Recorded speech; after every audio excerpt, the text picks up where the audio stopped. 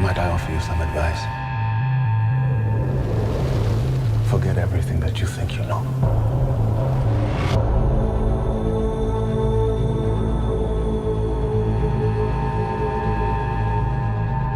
You're a man looking at the world through a keyhole. You've spent your life trying to widen it. Your work saved the lives of thousands. What if I told you that reality is one of many? I don't believe in fairy tales about chakras or energy or the power of belief. You wonder what I see in your future?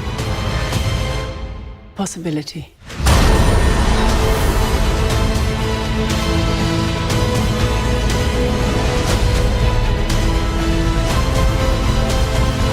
Why are you doing this? There are other ways to save lives.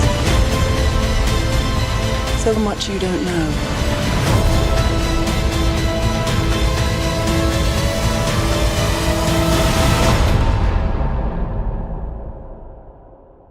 Teach me.